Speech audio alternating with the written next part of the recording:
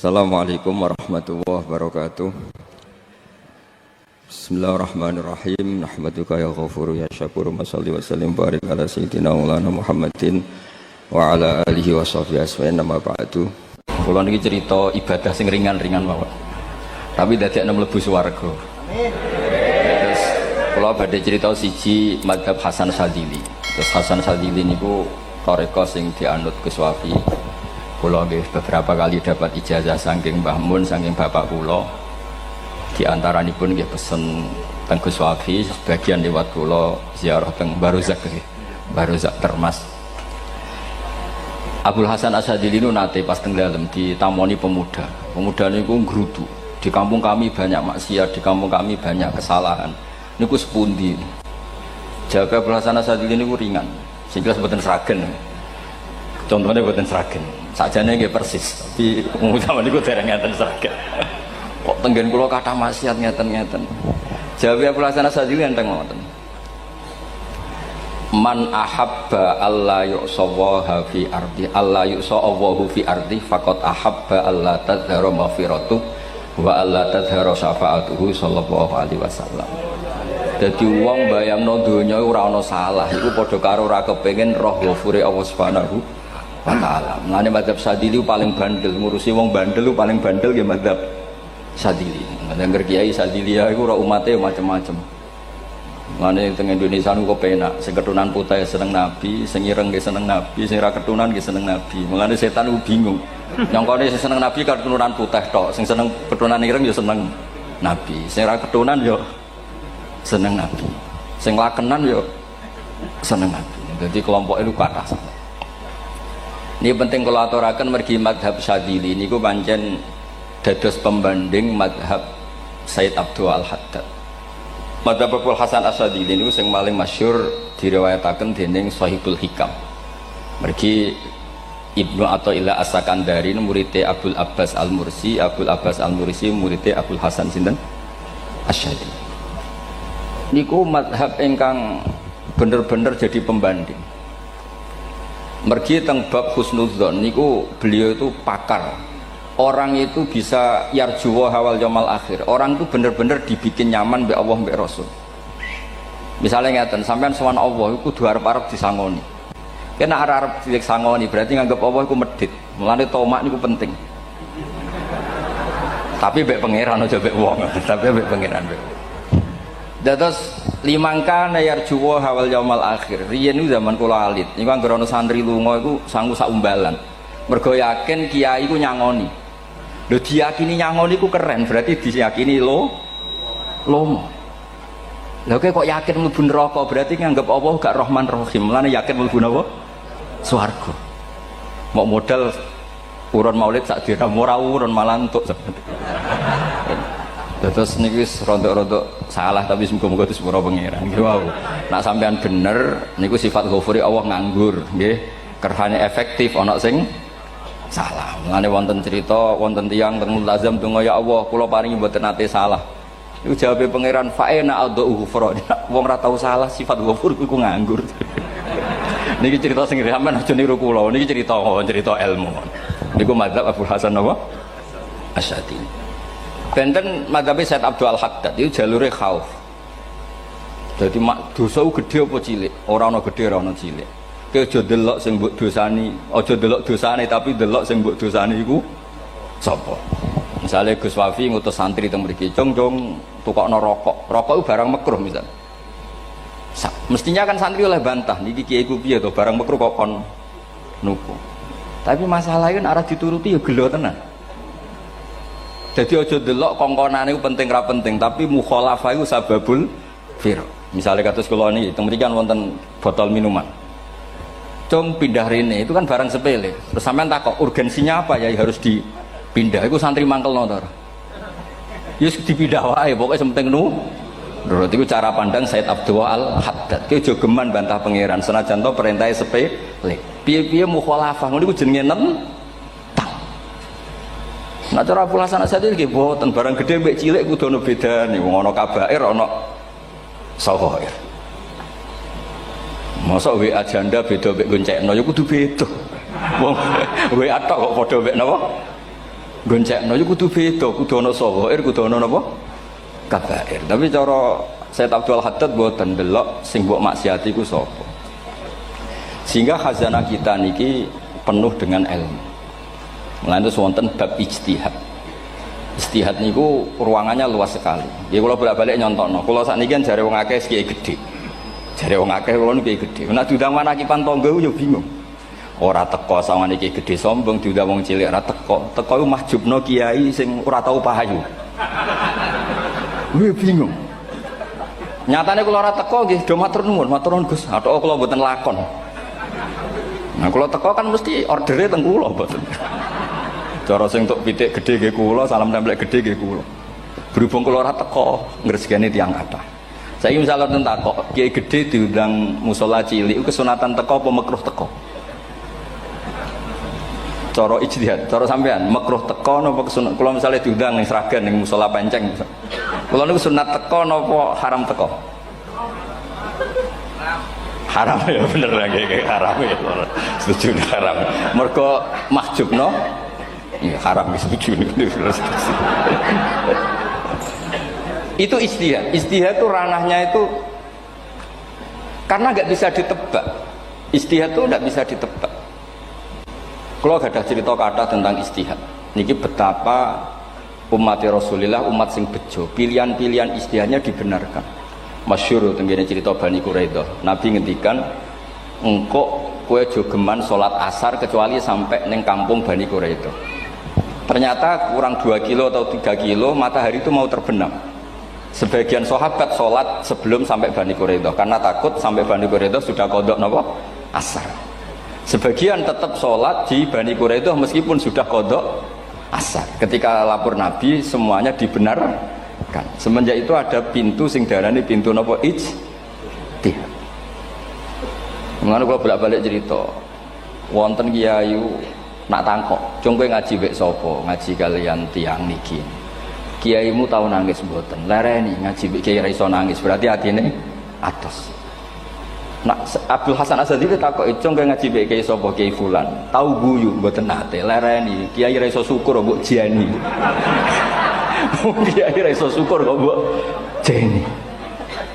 Karena itu masalah ijtihad. Nggih masalah napa? Ijtihad. Ijtihad itu polanya enggak jelas. Wonten kiai ora gelem mulang wedok nggih kathah, alasane wedi fitnah. Wong pancen iman pas-pasan mawon nek ora wong ayu ya bingung. Tapi nak diwalik, nak kiai ora gelem mulang wong wedok, terus sing mulang wong fasik, to aliran sesat, iku ya repot. Kowe ngrasa paling gak sesat. Ya sudah seperti itu masalah-masalah napa? Ijtihad. Nah, kalau tak cerita saat ini balik cerita tentang Burda. Burda itu nak ngelem Kanjeng Nabi. Niku pancen diilmoni tenan. Kalau niku Burda berjanji tiba, niku setengah hafal. Pancen riyen mbah kula buyut-buyut kula niku pesene ken hafal tiba, hafal berjanji, hafal Burda. Wis mboten ngengken ngapal loh, tapi karena sering baca akhirnya hafal. Kalau beri beberapa contoh, ngelem niku nak mboten diilmoni itu kualitasnya ada bagus. Tapi kalau diilmoni itu kualitasnya bagus. Kalau beri contoh begini. Saya itu kalau pidato atau khutbah atau ngaji, apalah terserah istilah jenengan atau ceramah. Biasanya kalau seneng istilah ngaji, niku mesti ikuti sing gampang mawon. Wa ala alihi wa sahbi ajmain. Ajmain itu kalimatun fariqah bainana wa bainasyiah. Fa innana nukrimu jami'as sahabat. Ajmain itu kalimatun fariqah, kalimat pembeda. Kita ahli sunnah wal jamaah akramu jami'as sahabat. Ada kelompok sing akramu sahabian wa ahanu sahabian akhir. Sehingga ajmain itu harus kita baca. Itu karena itu kalimatun fariqah, kalimat pembeda. Kata-katanya hanya ajmain. Begitu juga berjanji. Berjanji itu nak ngelem Nabi niku wa ba'du fa'aqul wa Muhammad bin Abdullah bin Abdul Muttalib wasmuhu Syaibatul Hamdi Humidat Hisalihus Saniyah. Karena ketika Rasulullah memaklumatkan jadi Nabi itu problemnya itu nasabnya siapa? Orang-orang yang di Palestina, di Israel, di Yordan, di Syam kalau dulu itu alamatnya Nabi itu harus turunan Ibrahim. Ibrahim sementara orang Syam menurut pengetahuan orang-orang Yahudi Syam. Maka saya berjanji menunjukkan dulu kalau nasabnya Muhammad itu ini. Terus sampai warafuhu ilal khalili Ibrahim, terus ila dzabih Ismailan nisbatu wa mun tamah. Terus setelah itu terus beliau ngendikan wa adnanu bila raibin inda dzabil ulumin sabiyah ila dzabihi ismail nisbatu wa mun tamam. Terus ketika berjanji di Karang itu sudah ada faham-faham yang seakan-akan babahnya Nabi itu ada masalah. Terus beliau ngendikan ini Syaibatul Hamdi, Sayyid Abdul Muthalib itu orang yang ketika buka Ka'bah, buka Zamzam, saurip-uripe muji pangeran. Terus banyak lagi wasumi'a fi sulbihin Nabi sallallahu alaihi wasallam dzakarallaha ta'ala walab. Mbah yang ini bahkan dengar ketika Nabi masih di punggungnya membaca tasbih. Terus sampai fa'azim bihi min ikdin ta'allaqat kawakibud durriyah wa kaifala wa sayyidul akramu sallallahu alaihi wasallam wasitatuhumun. Nabi itu orang suci, makanya harus lewat rahim yang suci, harus lewat bapak yang suci, mbah yang suci, sampai ila Khalilir Rahman Ibrahim alaihis salam. Makanya terus dinagumkan nasabun tahsibul ula bikhulau, terus tarokus sifaha falam yusibhum aruhu min adami wa ila abihi wa ummihi. Karena kabeh sonal ismihi, semuanya itu untuk menjaga asmane Nabi Muhammad sallallahu alaihi wasallam. Kemudian Burda membentuk itu dalam bentuk nazuman. Misalnya beliau ngendikan Rasulullah itu mutiara. Jadi ketika dakwah berpola ya baik, ketika tidak berpola juga baik. Beliau cara muji Nabi faddurru yazdadu husnan wa huwa muntazimun. Namanya mutiara ketika diuntai pasti sangat indah. Tapi terus-terusannya itu wale sayang kusu qadran ghairu muntazimi. Tapi namanya mutiara, mbok berserakan pun tetap indah. Jadi unik. Berarti ketika beliau uji Nabi dakwah tertib pernah. Sholat tuh harus begini, harus begini, harus begini. Beliau sholatnya tumakninah tertib. Tapi Nabi pernah sholat gak tertib. Duhur tuh 2 rakaat. Mana anak kiai rodok lalinan itu ya anak sana tuh. Duhur itu 2 rakaat. Tapi barokahnya Nabi duhur 2 rakaat diketahui cara sholat kalau salah itu gimana. Umpama Nabi sholatnya bener terus, itu akan kesulitan kita solusinya ketika ngalamin apa? Kesalahan. Makanya Nabi ngendikan ma kuntu ansa walakin unassali as-sunnah. Itu mestine ra tau lali, tapi didesain lali biar bisa jadi sunnah. Wonten tiyang salate suwi, maca surat Baqarah. Wonten tiyang badhe njupuk wedhuse lah cara Indonesia. Bareng kesuwen piyambake mufaraqah. Walhasil Mu'ad matur Nabi, ini munafik. Di tengah-tengah sholat kok mufaraqah. Si penggembala unta ini juga ngeklaim, ya Rasulullah imam kita tidak benar, sholatnya kesuwen. Pikirannya wong ora bela imame. Ternyata Nabi gak belok sing ngangon. Afattanun anta ya Mu'ad. Wong imame wong seragen surat Baqarah. Wis pokoke kulo wae. Jadi Islam itu segampang itu, semudah itu. Sehingga wonten tiyang niku isane maca kulhu, rakaat lagi kulhu, saniyah nggih kulhu, pokoke kulhu sampai sok makmume ku mangkel. Waduh, si imam iki gak keren, mosok main apa? Kulhu. Dilaporno, ya Rasulullah ini imam yang kau tugaskan di kampung kami niku amen maca kulhu mau. Ditimbali be Nabi, kenapa kamu baca kulhu terus? Li annaha sifatullah, karena itu sifatnya Allah. Maka saya senang mengulang-ulang sifatnya. Terus kata Nabi, saya barusan dikasih wahyu Allah bahwa Allah mencintai kamu karena kamu mencintai surat Qulhu. Nah ini ijazah yang seragam ini gue apa? Nanti mau tiba mau idza samsu kuwirat bulet nang tengah. Jajal ampun aku tak tes sak niki. Kiai paling pinter teng seragam kan mau idza samsu kuwirat di depan umum. Mungkin nak dhewean roh tapi nang ngarepe Habib doa ngarepe Gus Wafi meriang nak muntir. Wah, ngoten niku kula ndek kanca niku imame level desa, bareng imami teng kecamatan salat Id. Mersiapno surat Tabarakalladzi biyadil mulk. Suwengi diapalo lanyah sampai ambeke hafid. Niku nyatane nggih malah klirune fatal, malah lali ra maca Fatihah. Saking semangate ben ketok imam keren maca surat napa? Tabar. Dadi yo ribet. Terus kula suwun seneng Nabi niku kados senenge para ulama. Niku nak nyifati Nabi niku gampang. Kula niki beto kitab Saraipun Burdah kalian Saraipun Barjanji. Niku kalau ngelem Nabi niku sederhana sebenarnya. Tapi itu yang mengena. Bisa ulang lagi niku sing mengena. Misalnya dawe Imam sing aran Risalah Qusyariyah. Tegene Bukhari ini cerita Bukhari. Nanti semua Nabi ketika di akhirat tuh nafsi. Jadi roh prahara kiamat itu pun gak dinyali mau muni nafsi. Nabi ini jek kober ngendikan ummati umat.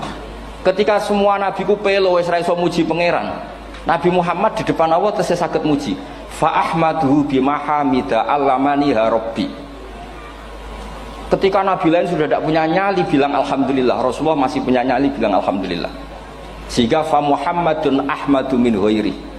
Hampir semua ulama ngendikan ahmadu yang Muhammad itu af'al tafdil. Fa Muhammadun ahmadu min ghairi. Ketika nabi lain sudah tidak bisa atau tidak punya nyali memuji Allah, Nabi Muhammad masih berani memuji Allah ketika mahsyar. Karena logikanya begini, kira-kira pikirannya nabi-nabi ini wis kiamat, berarti amal wis ditutup lah, buku wis tutup. Tapi tak pikirannya Nabi Muhammad boten ngoten. Allah itu tidak diganggu oleh apapun, tidak kena atau tunduk sama konstitusi apapun. Sampean ra iso ketemu Allah, Allah nih pun akhirat, jenengan pun boleh macam-macam nih, pun tutup buku boten saged. Rahmatnya Allah tidak bisa dibatasi oleh akhirat. Saya ulang lagi, rahmatnya Allah tidak bisa dibatasi oleh akhirat. Makanya Nabi tetap berani mengajukan syafaat meskipun sudah finish, sudah akhirat sudah finish. Sehingga Nabi muji-muji Allah, akhirnya Allah ngendikan ya Muhammad irfa' ra'sak wasal tu'tah wasfa'tu syafa'. Sudah Muhammad, kamu minta apa tak kasih. Saatnya beliau minta hak napa? Syafaat, disebut maqamam mahmud. Dan ini kula waos kitab kersane orisinil niki betapa sayangi Rasulullah sallallahu alaihi wasallam teng kita. Ketika nabi lain tidak punya nyali kecuali mikir dirinya sendiri, jadi aku punya ngendikan nafsi-nafsi, Nabi Muhammad tasih gada nyali ngendikan apa ummati.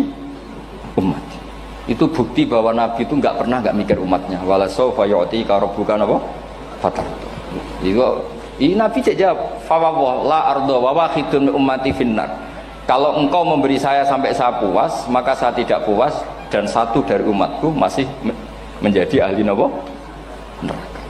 Ini kalau waos nak sampean orang nangis kebablas. Niki cerita betapa Rasulullah sallallahu alaihi wasallam niki jarang tiang maos niki kula waos kersane tambah mahabbat dengan Rasulullah sallallahu alaihi wasallam. Dados niki kula cerita ketika Rasulullah ketemu pangeran teng Sidratil Muntaha niku diredaksekno burdah nggih diredaksekno burdah fakhusta kulla fakharin ghaira mustarakin. Engkau mendapat kehormatan yang tidak tersaingi.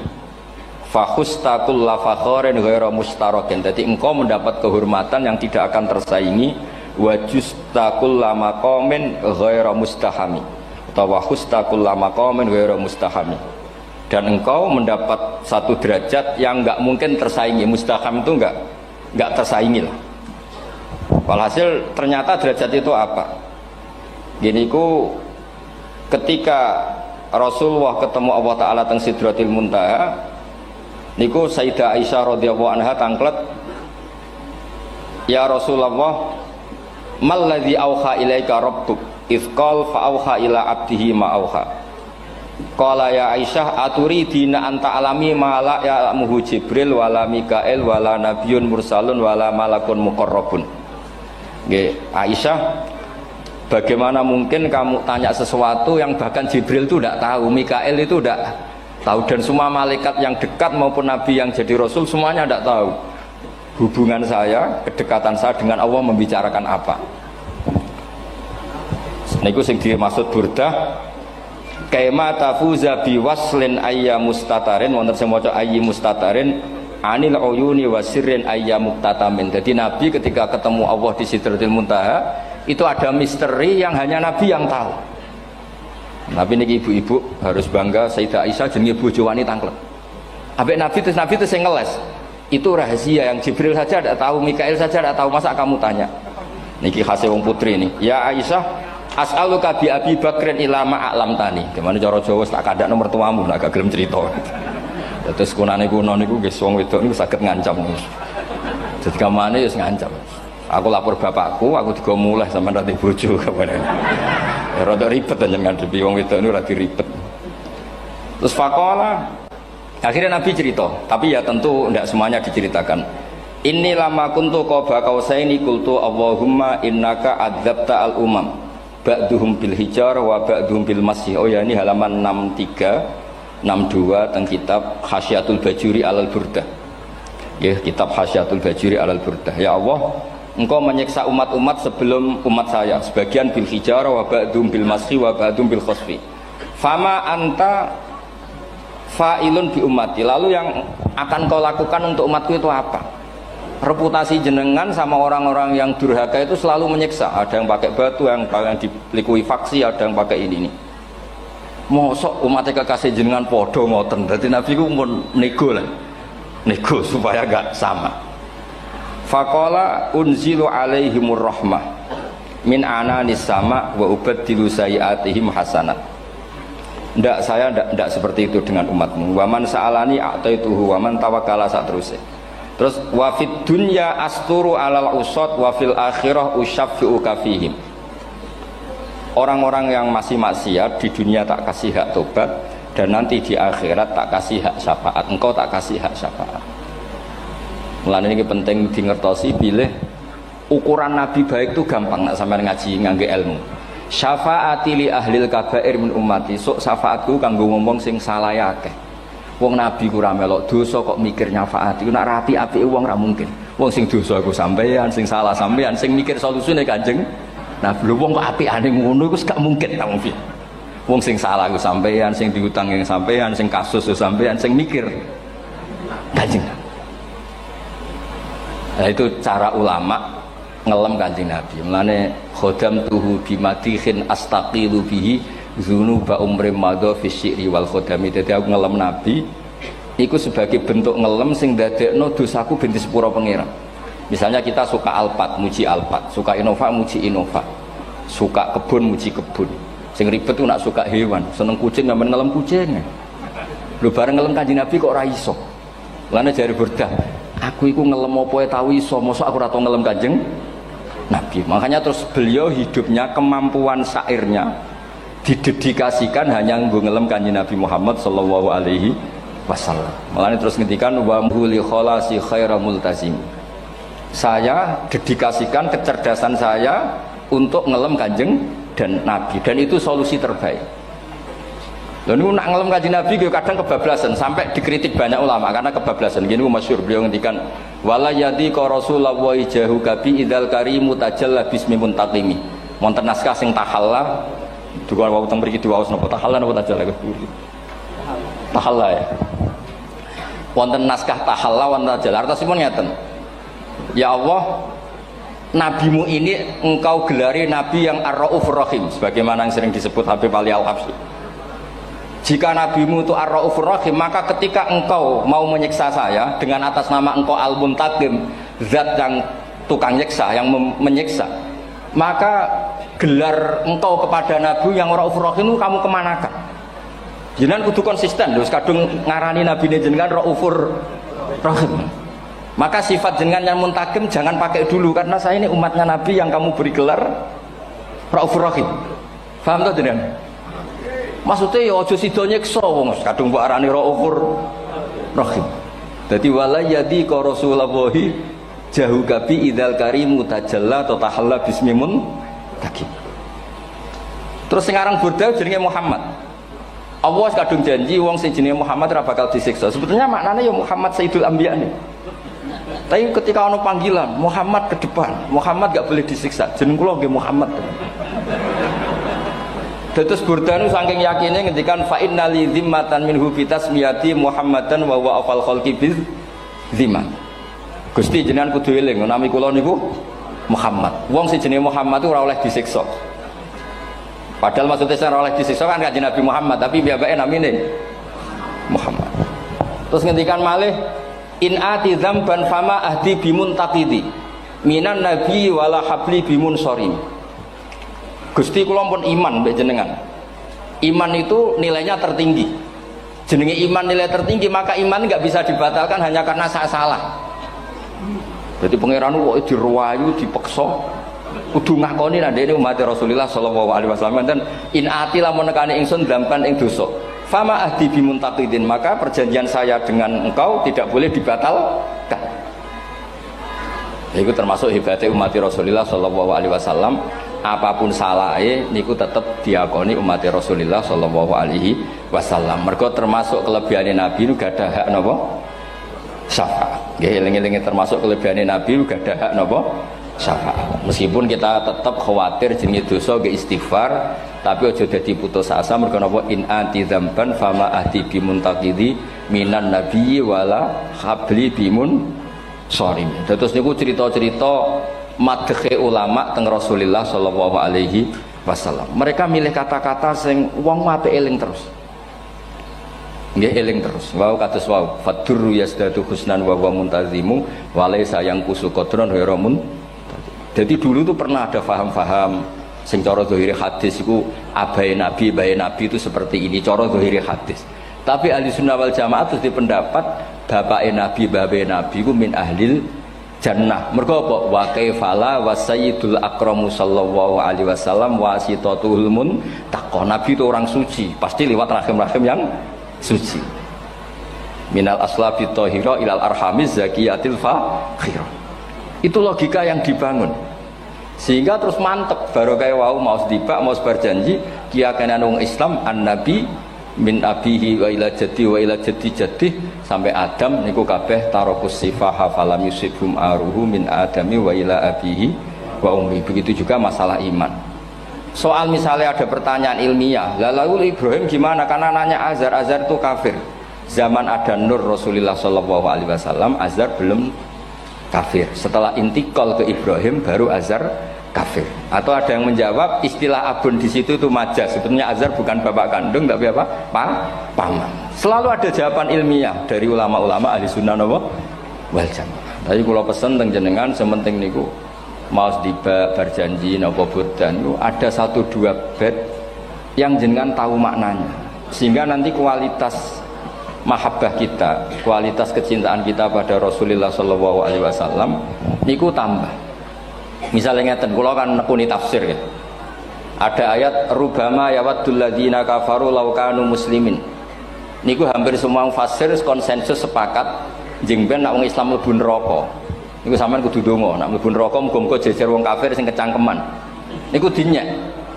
Jarene iman nekani mau oleh jutene neraka padha wae aku. Apa meneh misale sampean hafal Quran jejer wong sing hafal jare kapit kok ora mlebu napa neraka. Kudu ana sing ngenyek. Mergo Allah nu tersinggung sakwise ana wong sing napa ngenyek. Akhirnya Allah tersinggung. Niku sing diceritakno tiba. Wa izzati wa jalali la ja'altu man akhlasa li bisyahadati kaman kadzdzaba bi adkhiluhumul jannata bi rahmati.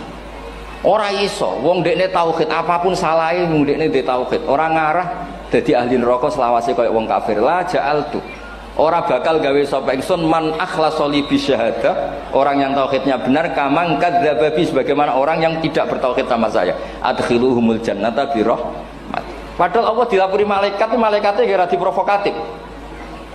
Malaikatnya lapure wajadnahum asrafu ala anfusihim wa wajadna amalahum minadz-dzunubi ka'amsalil jibal. Jare pangeran wis timbang seputi Gusti, wanane salah tok.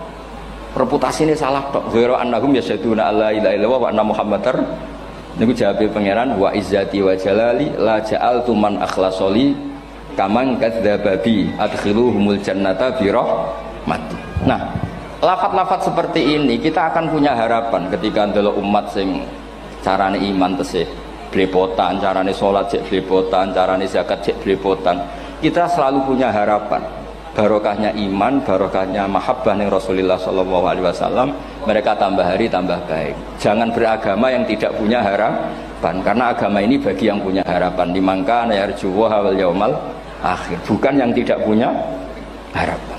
Kanjeng Nabi sekaruan Nabi orang terbaik dilarani wong Taif, disiksa wong Mekah. Niku malaikat usul kula siksane ya Rasulullah karena mereka menghina kekasih Allah. Mereka ada iman. Nabi masih punya harapan. Mungkin mereka ada iman. Tapi asawah ayyukhrija bal arju ayyukhrijawah min aslabihim may ya'budu wa la yusyriku bihi syai'an. Bapak orang iman, aku cek di harapan anak putune iman. Dan sedekah Rasulullah sallallahu alaihi wasallam. Saniki kata bapak era poso, anaknya melok TPQ, bareng poso juk gendong, akhirnya bapak izin melok poso. Bapaknya maca Quran ra tau, bapaknya nekani wisuda anaknya hafid. Mulane bapaknya ora kena dibentuk, ya arep-arep napa? Anaknya.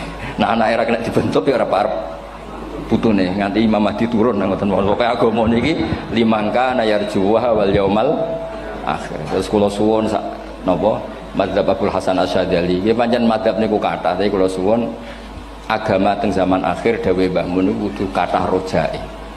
Nggih mergi walladzina amanu asyaddu hubbal lillah dawuh Imam Ghazali ar-roja yuqaddam alal khauf.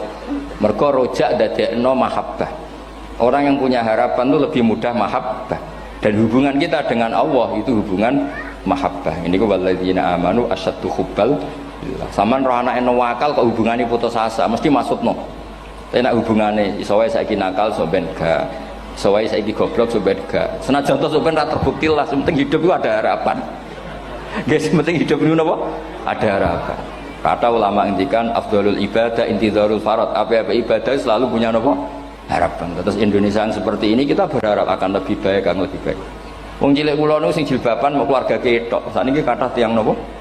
Jilbaban. Cilik kula tiyang salat di masjid nggih mboten serame sekarang. Sampeyan ra iso grutu, tapi salat tok tapi atine ngene-ngene. Wah ya ribet nak ngoten sampeyan nyoal ideal nggih ribet. Pira-pira gelem napa? Pira-pira purun napa? Salat purun teng masjid. Sampeyan ndak usah memaksa ideal, wong kita ndak pernah napa? Ideal. Terus kula suwun cerita-cerita teng tiba teng berjanji bahwa Nabi sahibus syafa'ah. Nabi nu tiyang sing peduline napa ummati. Jadi ketika Nabi lain mboten gadah nyali ngadepi hisab, ngene iku do muni nafsi, Nabi tesih gadah nyali mikir umate ngendikan mati. Carane apa? Muji pangeran bimahamida allamani ha rabbi. Lane dawuh iki teng ulama-ulama dawuh fa Muhammadun ahmadu min ghairi. Makanya summiya Muhammadan mergo li annahu satu wasammihi idza wada'atihi Muhammadan li annahu satu madun apa? Ubbah wa summiya Ahmad li annahu ahmadu min ghairi. Ini hampir semua ulama ngendikan ketika teng mahsyar semuanya Nabi gak punya nyali untuk matur minta sama Allah. Mergo wis kiamat berarti wis nis Nabi tesih gak ada pikiran Allah itu tidak terhalangi oleh kiamat, Allah tidak terhalangi oleh akhirat, Allah tidak bisa dihalangi apapun, sehingga Nabi tetap wani jaluk pangeran. Berarti mujine Nabi ku lebih top karena tahu Allah itu tidak terbatasi. Nah karena Allah tidak terbatasi, podo-podo Allah wapian, wis tak jaluk kanggo umatku sing mati alat tauhid. Berhubung Nabi ngoten terus Allah ngendikan ya Muhammad irfa ra'sak napa wasal tu'tah wasfa tusyafa. Muhammad kepala kamu angkat, kamu minta apa saya turutin. Terus Nabi minta hak napa syafaat. Seseorang bertobat. Dulu umatnya Nabi Musa ada yang menyembah anak sapi, ijel itu, harus tobat. Itu tobatnya ekstrim betul. Kalau tobat sekarang kan cukup istighfar sama istighosah. Kalau dulu enggak, liyak tulal bari umingkum al mujrima, yang terbebas dari dosa menyembah anak sapi, membunuh yang terlibat atau pernah menyembah anak sapi. Makanya ayatnya apa? Fatubu ila bari'ikum faqtulu anfusakum. Ya, jadi orang-orang yang pernah menyembah anak sapi itu tobatnya apa? Faqtulu anfusakum. Sebab itu semua ulama berkewajiban menerangkan nasa mansuh. Sampai Sayyidina Ali suatu saat ada mubalek atau ustadz itu ngajar di masjid, ditanya, kamu tahu nasa mansuh enggak? Enggak tahu. Terus kata Sayyidina Ali, berhenti jadi mubalek, lisensinya dicopot. Dicopot, kemudian halakta wa ahlakta, kamu rusak juga merusak. Kenapa demikian? Logikanya begini, semua nabi itu kan panutan.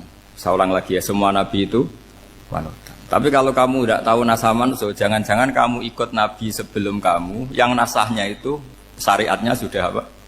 Mansukhoh, sudah di nasah. Itu kayak kasus Sunda Wiwitan ini. Itu gak mau punya Nabi Muhammad karena kurang keren, kurang sepuh. Nabinya langsung Nabi Adam. Resikonya adalah beberapa aliran sesat itu, aliran yang kurang benar itu, zaman Nabi Adam kawinan otomatis sama saudaranya. Lalu masa sekarang kita membolehkan kawin sama apa? Kalau sama Nabi Adam mau tidak mau. Karena yang cowoknya ya bin Adam, putrinya binti Adam. Lalu Allah bikin satu sunnah yang suami istri itu harus beda, yaitu satu kandungan itu melahirkan satu pasang. Dan mulai dulu memang pasangannya orang jelek itu orang cantik, Makanya agak sial itu yang perempuan-perempuan itu. Memang mulai dulu gitu kalau cantik itu kesunatannya dapat jelek. Ya. Nanti sama-sama masuk surga karena yang cowoknya ibadahnya syukur, yang ceweknya sabar. Ya. Itu nanti sama-sama.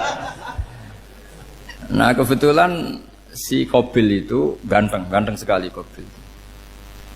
Berpasangan dengan Labuda itu jelek gembrot, pokoknya tidak cantik. Enggak lah, kebalik. Qabil itu berpasangan sama Iklimah. Jadi Qabil ganteng, punya adik kandung namanya Iklimah itu cantik sekali. Yang Habil itu rapati apa? Berarti yang Habil apa? Ya rapati ganteng, berbarengan dengan Labuda juga rapati cantik. Nah karena tadi ya berarti Qabil bareng siapa?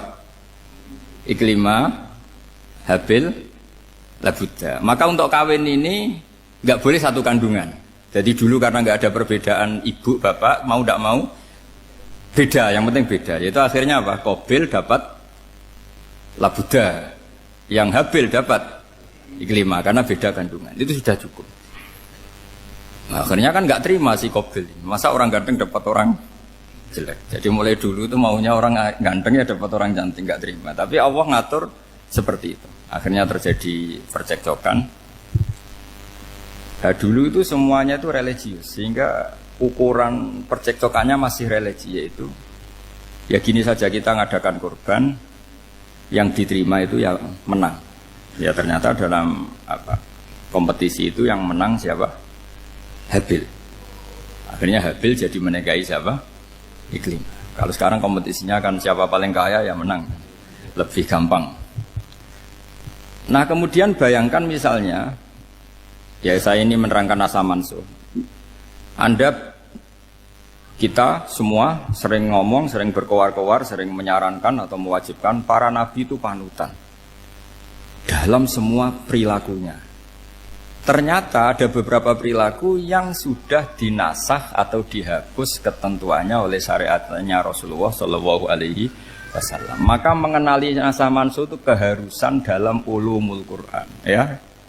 Makanya Allah mengatakan apa? Manansakh min ayatin aw nunsiha pasti na'ti bi khairim minha aw misli. Jadi saya nerangkan nasakh mansuh itu dua sesi. Satu sesi antar nabi, dua di internal syariatnya apa? Nah, sekali saja hari ini tok, sudah setelah itu anggap pinter sudah. Kalau sudah jangan tanya lagi. Nah, ada beberapa lagi syariat yang masalah metode. Dulu Nabi Nuh itu dibolehkan oleh Allah saking mangkelnya sama orang kafir. Saya ulang lagi, orang kafir itu kan biadab sekali, nempat buminya Allah, makan rezekinya Allah, kemudian mengkafirkan Allah. Pikirannya Nabi Nuh, orang biadab gini nggak layak hidup, itu pikirannya Nabi Nuh. Kalau dia pakai militer, tidak punya militer, ya pakai langit akhirnya.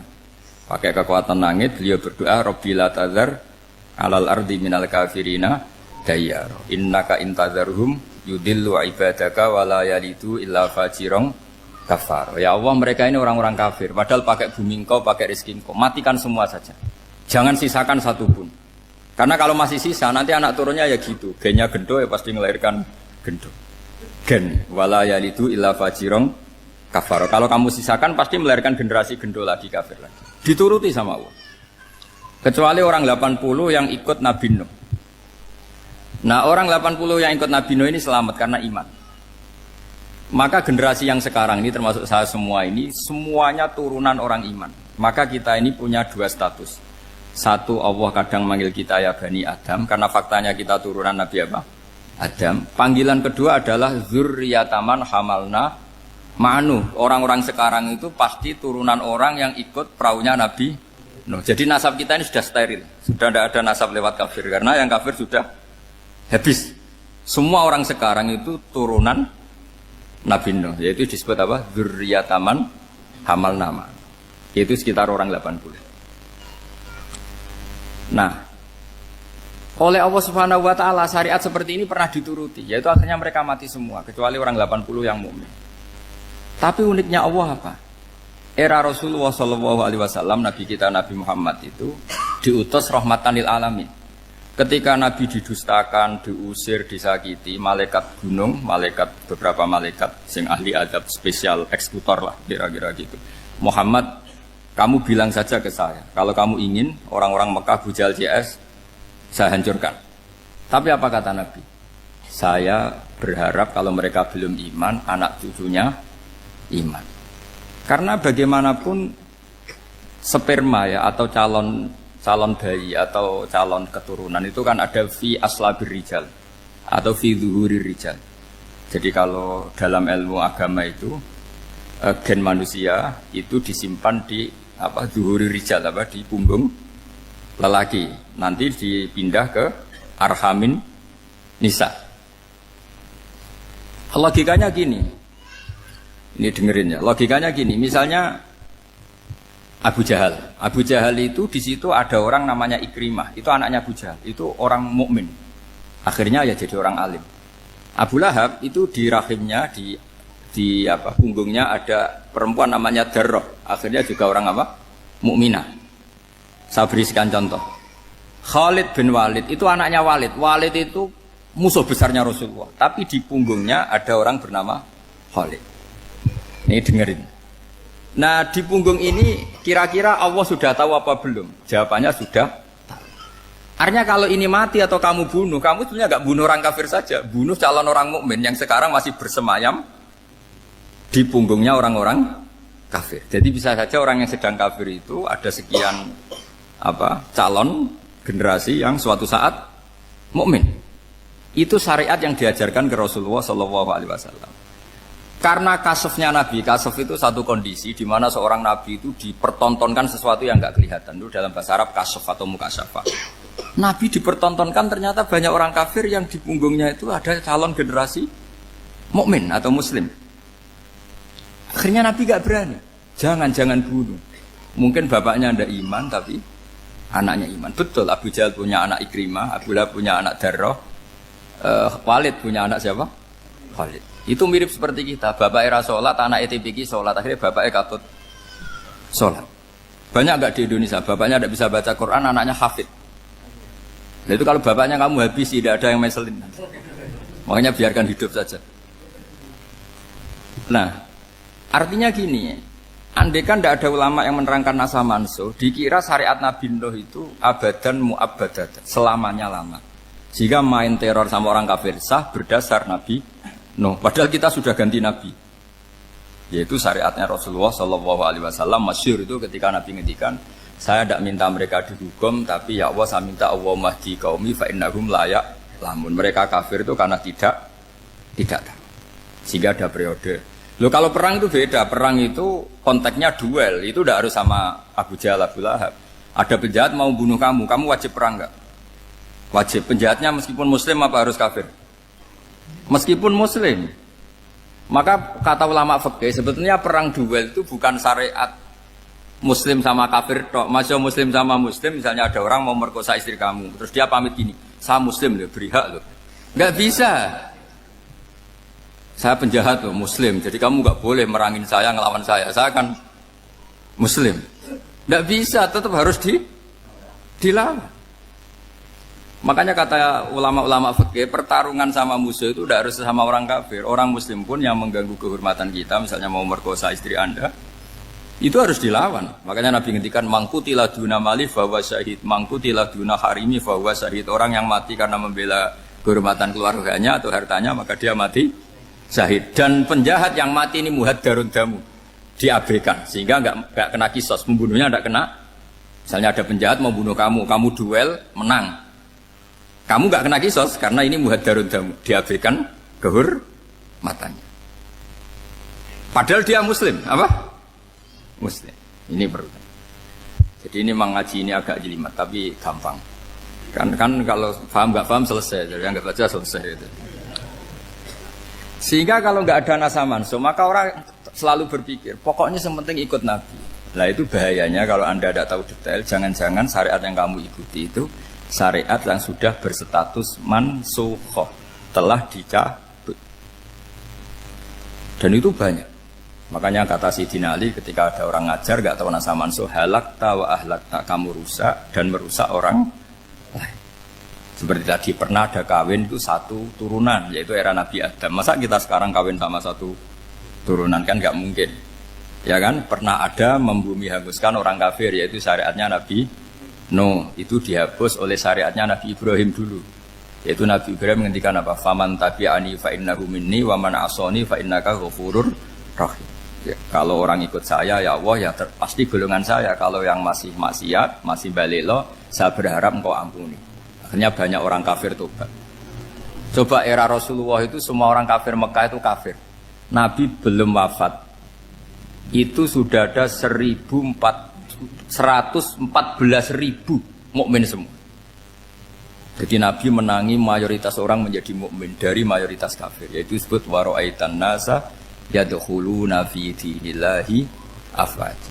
Andai kan Nabi Muhammad pakai syariatnya Nabi Nuh, bisa enggak mengislamkan orang sebanyak itu? Enggak bisa kan? Maka ini penting mengenali nasab mansur. Jadi periode cara wong Jawa maksud no tuntas. Rabbil tadar itu, pasot tuntas itu, menghabisi itu habis di periode Nabi siapa? Nuh. Syariat itu sudah enggak dipakai lagi, yang dipakai apa? Faman tabi'ani fa innahu minni wa man asani fa innaka ghafurur rahim. Lah Nabi Muhammad ini nabi yang kena khitab anit tabi' millata Ibrahim hanifah.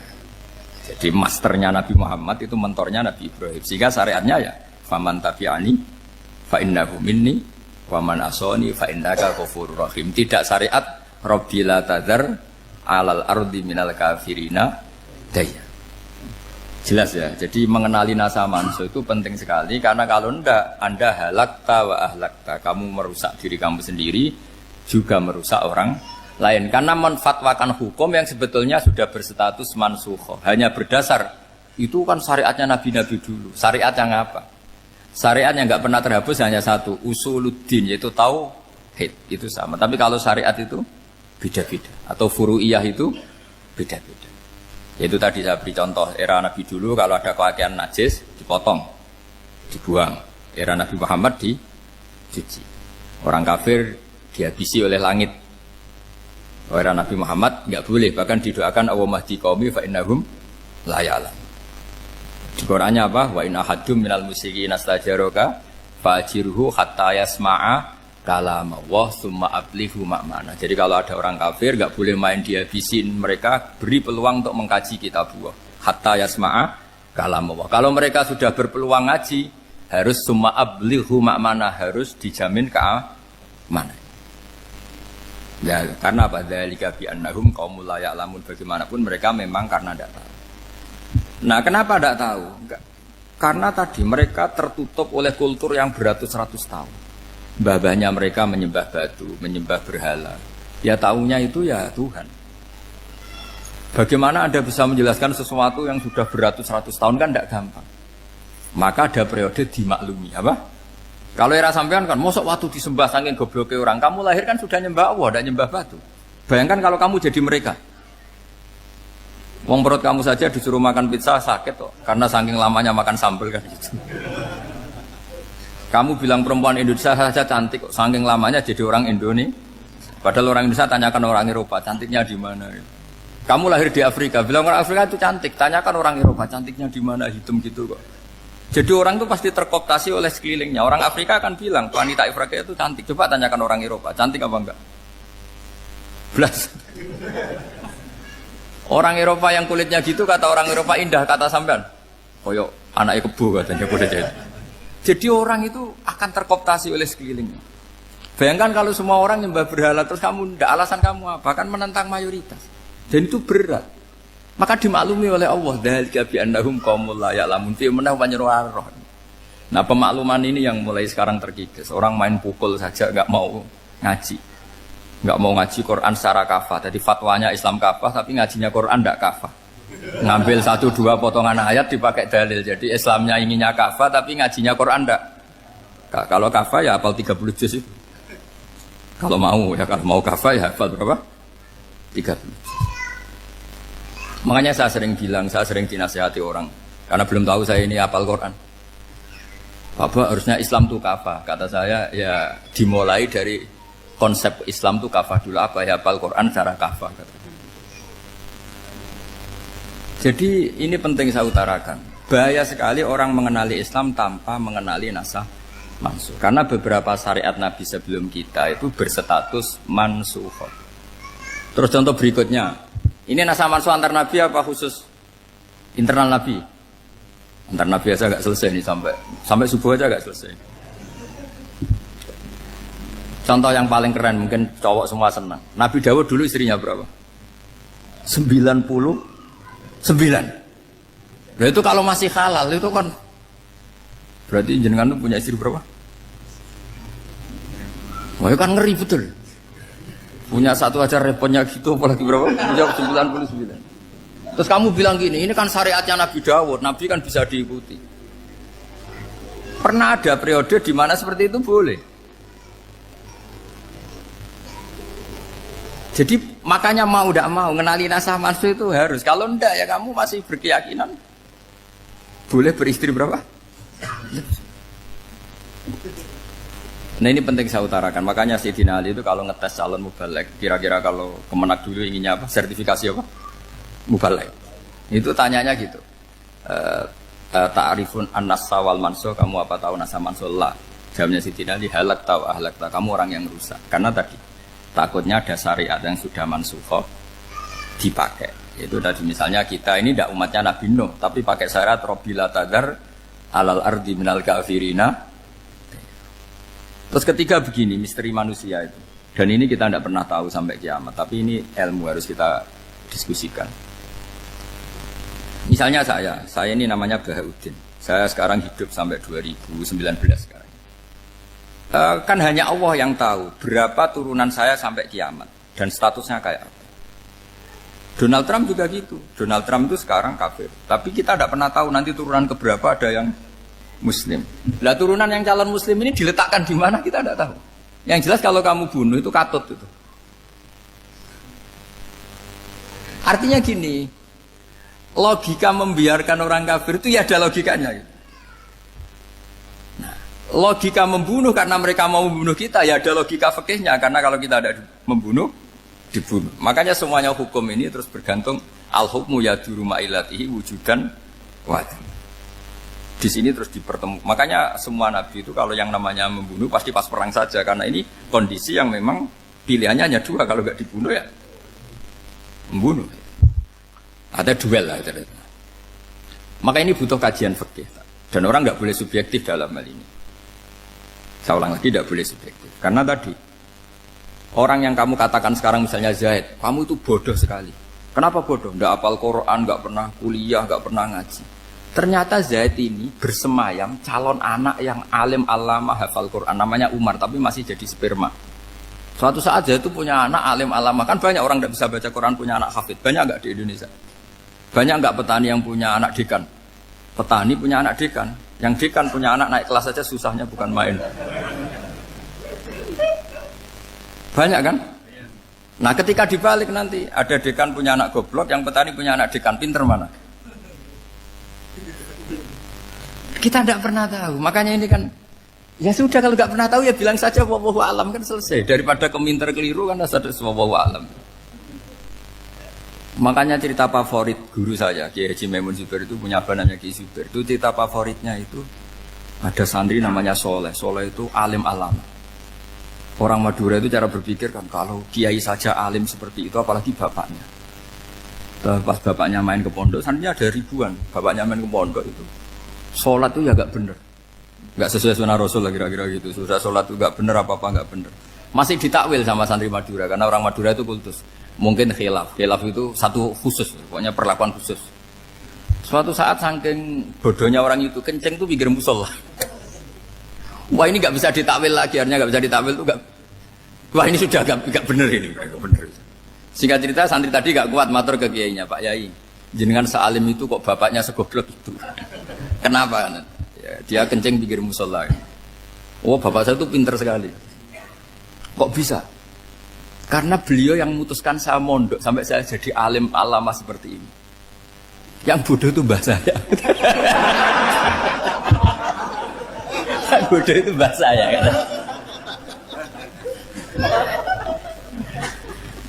Artinya gini, sekarang misalnya Anda dekan, atau Anda rektor, atau Anda profesor, atau Anda kiai top mubalek kondang.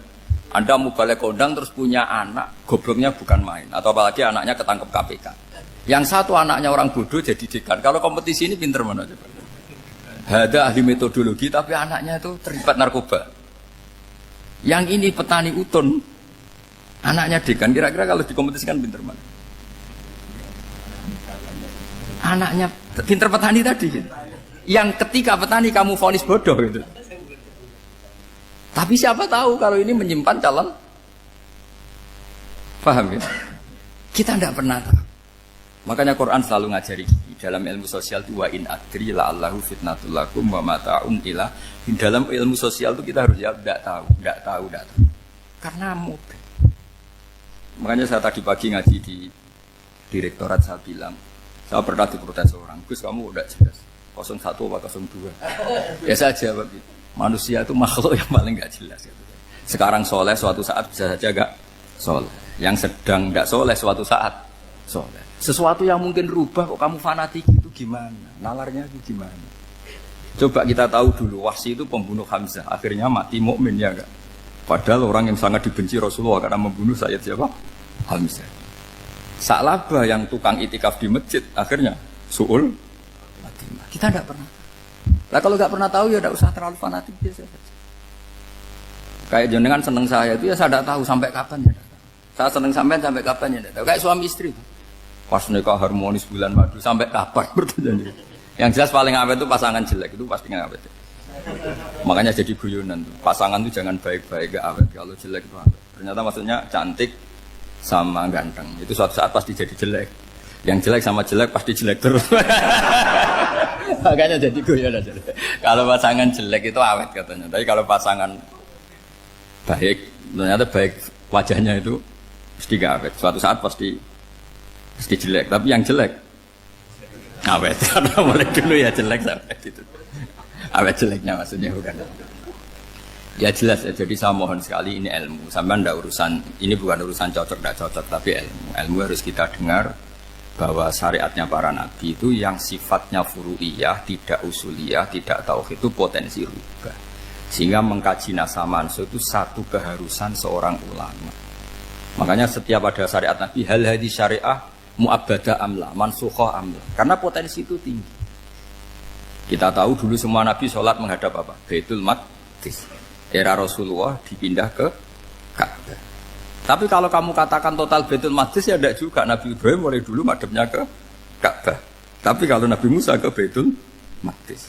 Terus kamu bilang ini 01, 02 ya ada, memang syariat jadi sesuatu yang furu'iyah. Nah, kenapa ini furu'iyah? Jawabannya sederhana. Ketika seseorang menghadap Ka'bah itu menghadap batu apa menghadap Allah? Allah. Ketika menghadap Baitul Maqdis hakikatnya menghadap Allah apa menghadap Baitul Maqdis? Allah. Maka menghadap Ka'bah itu sebenarnya masalah furu'iyah. Yang masalah usuliyah adalah inni wajjahtu wajhiya lilladzi fataras samawati wal ardh. Yang permanen adalah menghadap Allah Subhanahu wa taala. Cuma secara prosedur syariatnya secara zahir menghadap Ka'bah. Maka potensi rubah karena ternyata itu furu'iyah, untuk kiblatnya itu furu'iyah. Yang permanen adalah menghadap ke Allah Subhanahu wa taala. Ini pentingnya. Jadi terus sekarang masih antar nabi apa di internal nabi? Ini sudah mau selesai waktunya, sudah habis ini. Internal. Ini sudah selesai, ini sudah pas ini. Mohon Pak ambil. Oh.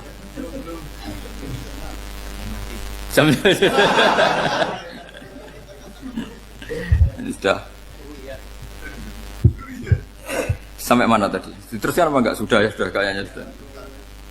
Biar kelihatan cerdas. Sekali pertemuan sudah pinter gitu. Berapa? Setengah jam sudah pinter. Yang internal nabi apa antar nabi? Internal ya, sudah sekarang ke internal. Kalau internal lebih banyak lagi contohnya.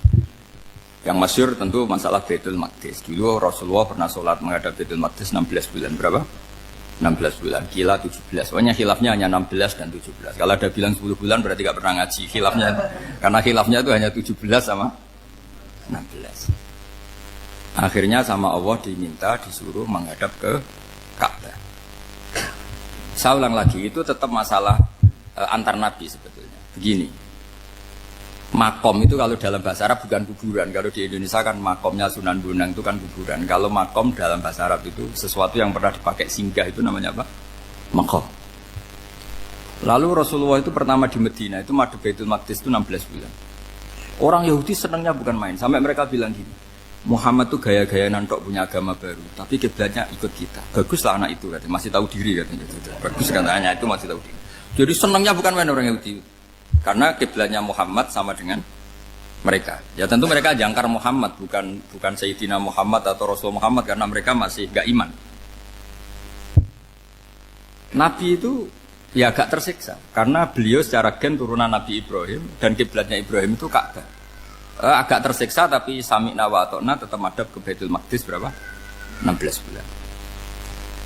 Suatu saat Nabi Muhammad itu disuruh madhab Ka'bah. Ini dengerin. Akhirnya madhab ke Ka'bah. Apa yang terjadi? Orang Yahudi komentar gini, Muhammad itu gimana? Dia di perantauan, rindu sama keluarganya. Terus rindunya itu diaplikasikan jadi perilaku agama. Jadi dia madhab Ka'bah dianggap kangen. Kayak saya kan orang Rembang. Rembang itu apanya Jogja? Timurnya apa-apanya? Enggak, Jakarta itu mana Jakarta itu? Barat sana ya. Ibaratnya saya orang Jakarta, terus merantau di Jogja. Dulu kiblatnya itu menghadap ke timur. Terus ketika madhab ke barat kata sampean, wah itu padune kangen apa? Keluarga. Juga kurang ajar orang Yahudi. Jadi orang Yahudi itu memang paling pinter bully. Makanya kalau sampean tukang bully itu ya agak-agak ya enggak. Saya enggak ngomong agak ya, pokoknya agak-agak itu. Ya. Pinter bully orang Yahudi. Makanya enggak ada orang debat sepinter orang Yahudi. Yang bisa ngalahkan hanya Tuhan itu. Orang Yahudi yang bisa ngalahkan hanya Tuhan. Sayyidina Ali orang paling terkenal cerdas. Itu kalau sama orang Yahudi itu pusing. Karena ya apa logikanya itu? Saya beri sekian contoh. Ada orang Yahudi tanya gini, Muhammad, kalau kambing mati itu yang bunuh siapa? Ya Allah, mati langsung itu. Agama kamu itu aneh, Mak. Yang langsung sentuhan Allah haram, tapi yang lewat tangan-tangan jahil manusia malah halal. Harusnya itu yang halal kan orisinil, langsung Allah yang bunuh. Jadi utaknya itu aneh, dari cara berpikir itu aneh. Nah cara sampean ini kan, nak halal pangan kue. Tapi Nabi kan nggak boleh bertutur kata kasar gitu. Kalau yang jadi Nabi saya untalan ngono kan gitu. Tapi Nabi kan nggak boleh kasar. Jadi Nabi itu problem karena nggak boleh apa? Kasar. Kalau kita kan gampang, wis nak halal untalan kan selesai apa? Tapi Nabi nggak boleh kasar gitu. Jadi nak jadi nggak Nabi, sampean itu kan enak. Mau keliru ya pantas, mau apa saja pantas. Karena kan nggak panutan. Kalau Nabi nggak bisa meluruskan kebenaran itu harus tetap sesuai akhlak. Ya jadi agak kerepotan. Makanya punya Umar alhamdulillah ada yang nggak perlu aturan itu. Jadi enak. Jadi ya itu memang aturannya harus itu. Coba Nabi itu perang tapi nggak boleh bunuh. Kayak apa susahnya? Beliau jadi sasaran tembak tapi nggak boleh bunuh. Kalau sahabat kan enak, duel, relax, santai, bisa tarung. Kalau Nabi nggak boleh. Makanya Nabi meskipun ikut perang terus gak ada sejarah orang yang dibunuh.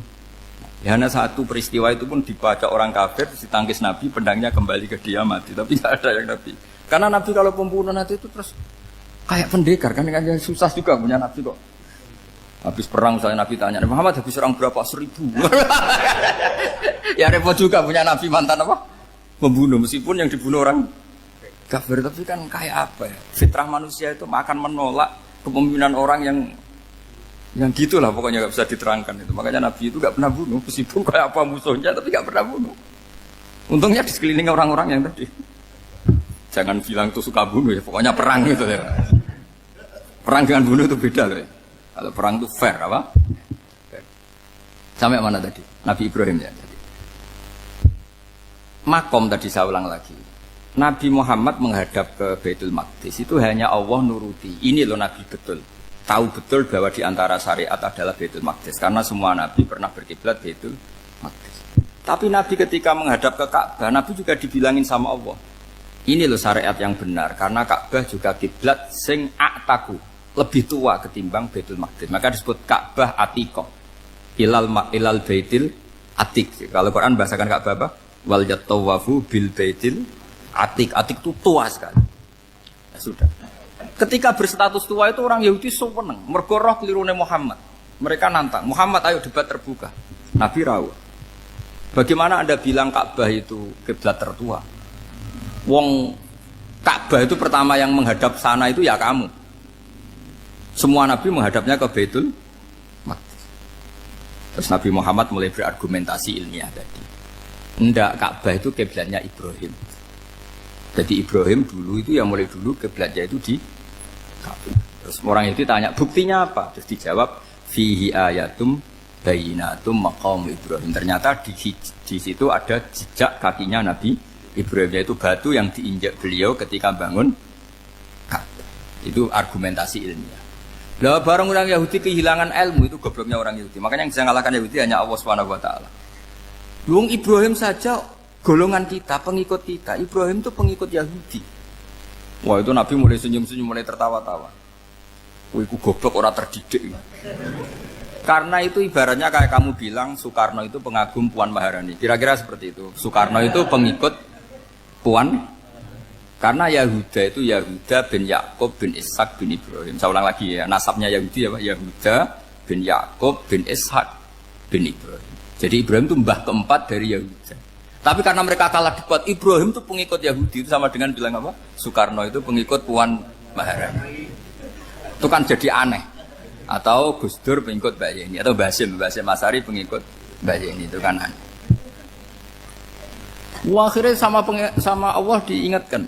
Makanya ada ayat ha antum haula hajjatum fi malakum bi ilm falimatu hajuna fi ma laysa lakum bi ilm. Perjanjian debat ini semuanya harus ilmiah. Tapi kenapa perdebatan Anda malah ndak ilmiah? Karena orang Yahudi iftadohu, malu semua.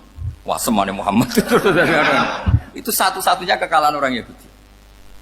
Tapi ayat-ayat seperti ini itu enggak populer. Ayat ha antum haula hajjatum fi malakum bi ilm falimatu hajuna fi ma laysa lakum bi.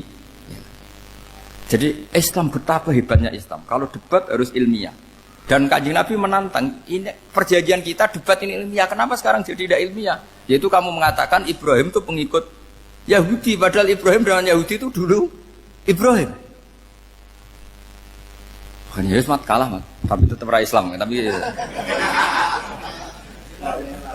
nah, makanya terus Ka'bah dibuktikan ketuaannya lewat apa? Fihi ayatum bayinatum maqamu Ibrahim. Itu bukan makam kuburan. Karena makamnya Nabi Ibrahim tetap Hebron, temudi Palestina. Kira-kira itu Palestina. Jare Israel yo ning Israel, mbah menang di. Jare ning Israel yo ning Israel, jare Palestina ning. Saya pernah ziarah ke sana di Hebron. Di makamnya Nabi siapa? Ibrahim. Jadi jelas ya. Jadi nasa mansuh itu ketentuan yang dikehendaki Allah Subhanahu wa taala untuk menguji loyalitas manusia, menanggalkan semua akalnya.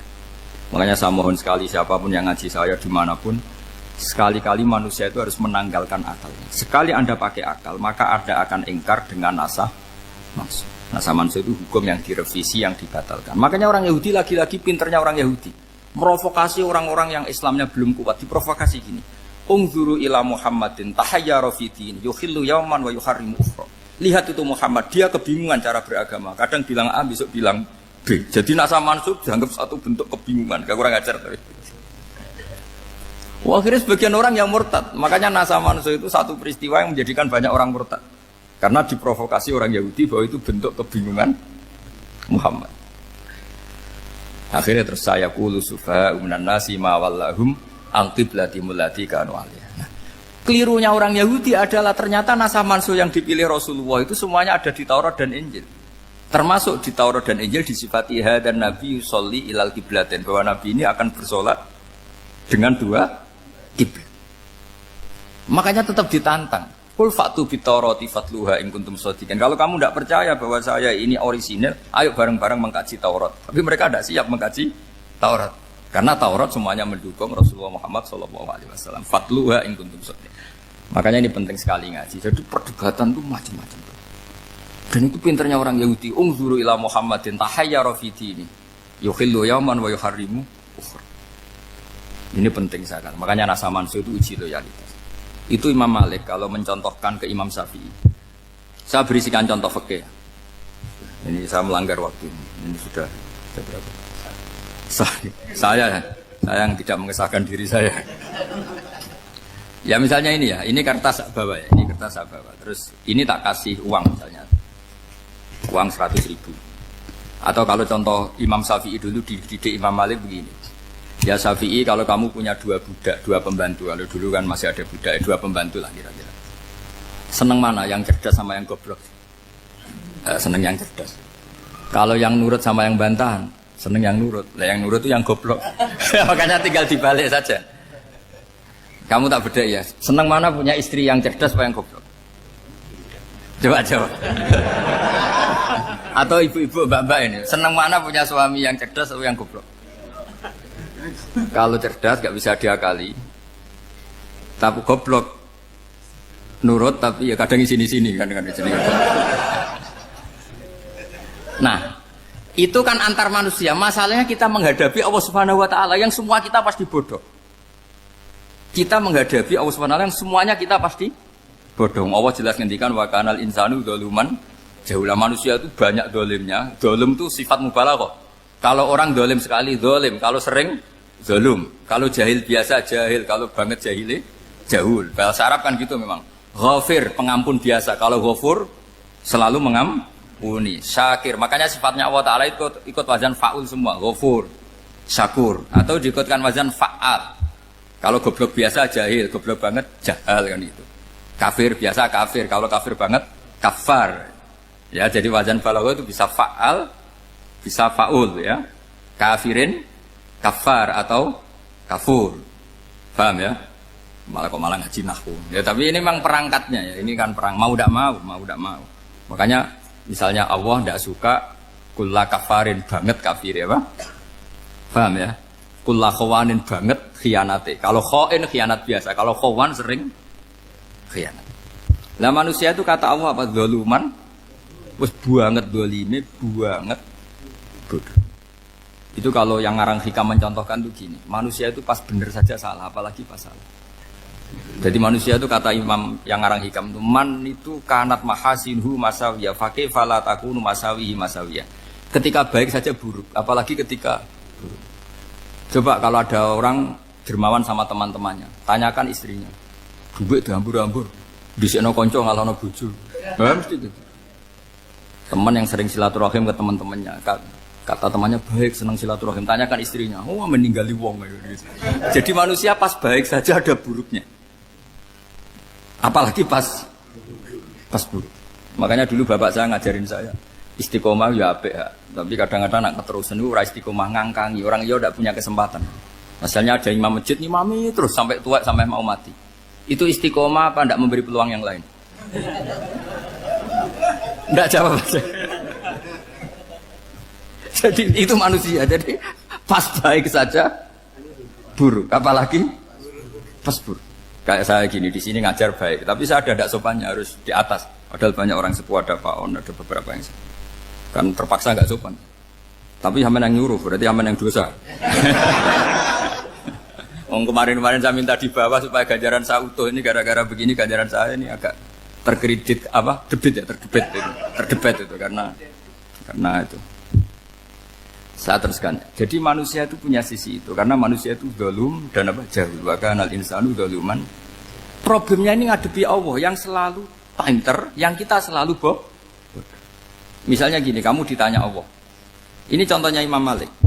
Ikla hadi sokhroh fa inna tahtaha dhahaban. Coba bongkahan batu itu kamu angkat, di bawahnya ada emas. Lalu budak yang pinter berlogika, oh disuruh buka itu karena ada emas toh. Berlogika. Kalau budak yang goblok enggak, ya disuruh ya diangkat saja. Ada emas apa enggak karena perintah ya diangkat. Yang satu nurut karena perintah, yang satu nurut karena ada emas, ada sesuatu. Logikanya suatu saat Tuhan itu hanya bilang gini tok, ikla hadis sokhroh, batu itu angkat. Yang nurut yang goblok permanen tadi kan langsung angkat. Yang pinter, ini ada apa lagi Gusti kok harus diangkat? Ya gak ada apa-apa, nyuruh saja kata Allah gitu. Oh ada bisa, sesuatu harus ada alasannya. Itu kira-kira mangkel loh Pak? Oh mangkel.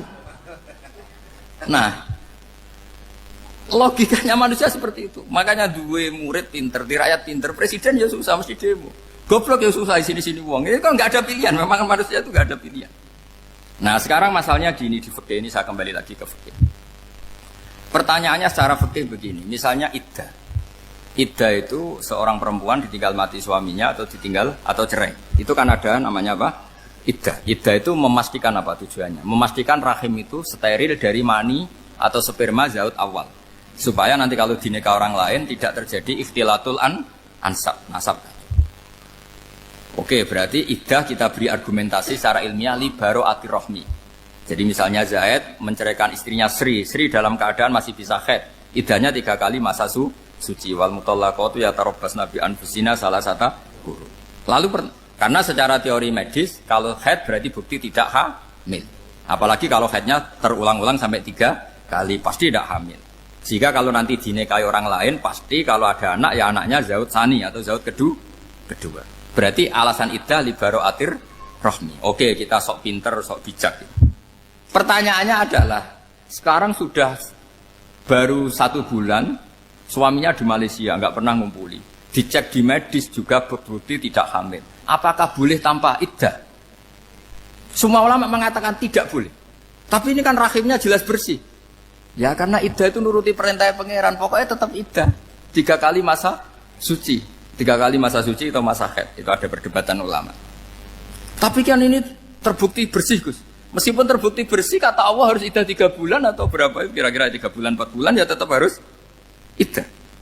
Kowe milih mana? Sok pinter. Gusti, berhubung ini. Pangeran mbok terangno gitu. Berhubung. Jadi Tuhan apa mbok wari? Berhubung Gusti. Ini jelas steril dari sperma zaut awal. Enggak usah iddah Gusti. Sama aja kamu disuruh majikan kamu ikhla hadis safra, berhubung nggak ada apa-apa, nggak usah ya. Kira-kira mangkel nonda budak yang seperti itu. Mangkel. Maka dibutuhkan kebodohan dalam beragama. Betul itu memang. Makanya Nabi itu unik, pernah bilang itu gini, aksaru ahlil jannah al-bulu, aki-aki penduduk swarga itu al-bulu, wong goblok-goblok. Maksudnya goblok yang jenis ini, bukan goblok betulan maksudnya. Maksudnya goblok jenis ini itu ya tetap pinter, tapi pinternya dibuang, pura-pura goblok demi samina. Jadi saya misalnya kok pinter dan goblok tadi sekaligus, pinter dan goblok. Ya bah, ikhla hadis sokhra fa inna tahta hadapan. Tak angkat karena saya tahu di bawah ada emas. Tapi di hati saya sajane ya mergo perintah. Suatu saat kok disuruh Allah ikhla hadis sokhra, perintah ya tak angkat. Ya sudah. Jadi ya pinter ya goblok. Saya tahu namanya perintahnya Allah pasti ada hikmahnya. Hikmahnya iddah adalah li baro'atir rohmi. Tapi hikmahnya jadi kawula adalah nurut perintah Allah, cek tahu alasannya maupun tidak. Nah, di sini ada illatul hukmi untuk membangun kecerdasan, tapi ada loyalitas untuk membangun ubudi. Ya, bahwa kita ini kawula roh tetap loyal. Makanya tadi pagi saya cerita Sayyidina Umar. Sayyidina Umar kayak apa cerdasnya? Tapi tetap ubudi ya. Yaitu Rasulullah SAW sering dibully orang kafir. Muhammad itu gaya-gaya nantok. Wong ra oleh nyembah berhala, ra oleh nyembah watu, jebule dekne nyembah Hajar Aswad. Karena dilihat dari jauh kan tetap nyium Hajar Aswad. Coba kalau kamu lihat dari jauh. Kamu sujud dari jauh kan kayak sujud sama batu. Makanya Sayyidina Umar karena orang kafir masih cara berpikir gitu, tiap nyium Hajar Aswad itu komentar gedumel. Alim tu annaka hajarun la tadurru wa la tanfa. Walaula anni ra'aitu Rasulullah qabbalaka ma qabbal. Aku roh nak watu, ora mandoroti, ora manfaati. Kalau saja saya tidak melihat Nabi nyium kamu, saya tidak sudi nyium kamu. Jadi tidak berdoa, doa mustajab itu tidak gerutu. Karena apa? Umar tahu ini masalah secara tauhid. Kalau saya doa depan Hajar Aswad nanti dikira syirik karena berdoa di depan batu. Tapi kalau saya tidak nyium, nyulayani sunnah Rasul, yaitu nyium Hajar, wis tengah-tengah nyium sambil gerutu, itu sudah kompromi. Ya nyium tapi gerutu. Kayak apa? Makanya ya cerdas tapi ya goblok tadi ya cerdas. Itu uniknya Rasulullah. Jadi muji orang pintar ya sudah langit. Tapi Nabi pernah dalam satu hadis mengatakan aksaru ahlil jannah al-bulhu. Aki-aki penduduk swarga itu orang bodoh. Artinya orang bodoh itu bukan bodoh betulan. Kan? Dia meninggalkan akalnya demi loyalitas ubudiyah. Nah, untuk menutup sesi ini terakhir betul tak tutup setelah ini selesai. Untuk menutup itu bukti begini, perang Badar itu perang yang nggak mungkin dimenangkan umat Islam karena orang kafir itu 1000 dengan pasukan full dengan peralatan perang full. Rasulullah itu tahun kedua Hijriah itu pasukannya hanya 313. Itu pun pedang itu untuk orang 5 itu hanya ada pedang 1. Jadi kalau mau dibaca orang, sih kamu nilai pedangnya aku. Itu kan nggak kebayang perang dalam keadaan seperti itu. Jadi mesti kalah, orang kok mungkin kalah, mesti. Tapi Nabi tetap bilang, saya ini disuruh Allah perang, ya harus berangkat. Yaitu perang Badar. Kata para sahabat, ya Rasulullah ini nggak masuk akal, sudah nggak usah perang, ini nggak masuk akal, mau setor nyawa. Sudah gitu dadaan, nggak ada persiapan. Lucunya apa? Sahabat itu ketika Nabi tetap berangkat.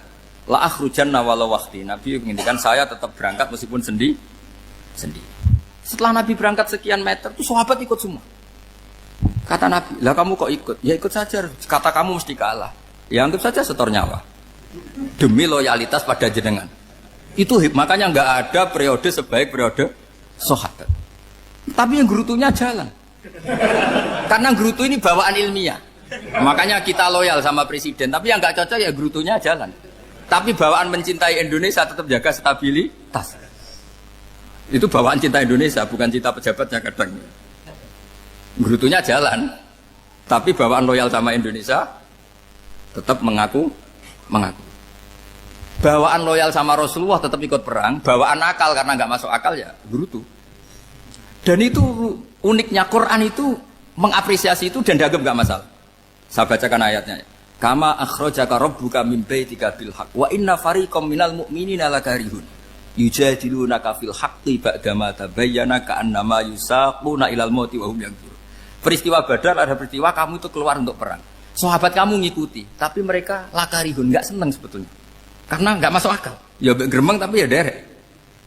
Yujadilunaka fil haqq, mereka mendebat kamu dalam kebenaran. Jadi ya Rasulullah wong perang karuan kalah jenengan lakoni alasane nopo?